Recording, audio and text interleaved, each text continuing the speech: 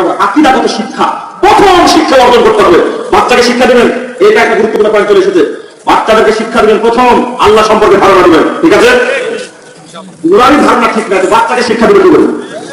ওনাকে জিজ্ঞেস করলে বললেন, হ্যাঁ আল্লাহ তো সব জায়গায় থাকে। আল্লাহ কি সব জায়গায় থাকে?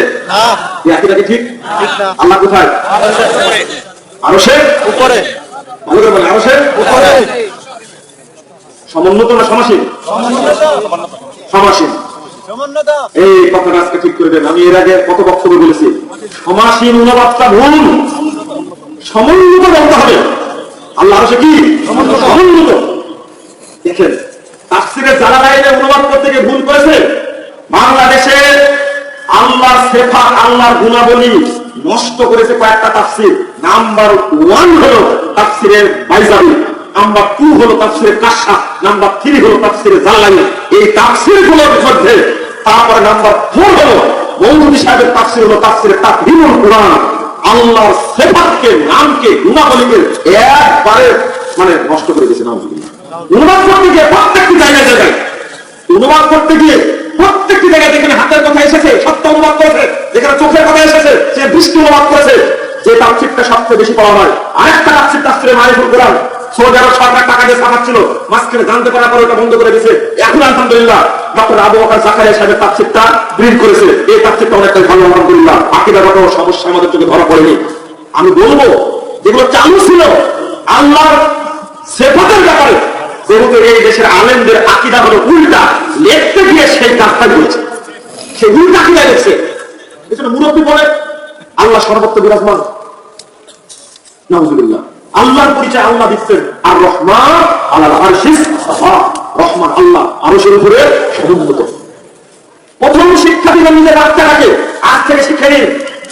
203 পৃষ্ঠার হাদিস সহিহ মুসলিমে বর্ণিত হয়েছে।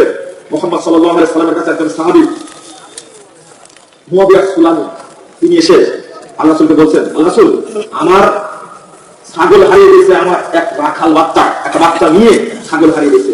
ফাকাতুল্লাহ সাক্কা, আমি তাকে টেনে এক চড় দিয়েছি। সাহাবী বলছেন, ফাযাবাদ আলাইকা আলাইয়া, আমি চড় মারার কারণে আল্লাহ নবী খুব খারাপ করে দিতেন। তুমি চড় মারতে গেলে কেন? তুমি চড় মারতে গেলে কেন? প্রথম আকীদা শিক্ষা দিবেন। আমরা একটা বাচ্চাদের বই রেখেছি, প্রিন্ট করেছি, আলহামদুলিল্লাহ। আমাদের এক বোন লিখেছেন বাচ্চাদের আকীদা ঠিক করার জন্য। তো সেখানে সুন্দর সুন্দর কথা লিখেছেন। বাচ্চাদেরকে যদি আপনি ঠিক না করেন তো মরার পর্যন্ত ভুল আকীদা পোষণ করে দেবেন। আর বাচ্চাদের আপনি বাড়িতে শিক্ষা দেন, ও স্কুলে গিয়ে টিচারের সাথে ঝগড়া করবে শুরু করবে না।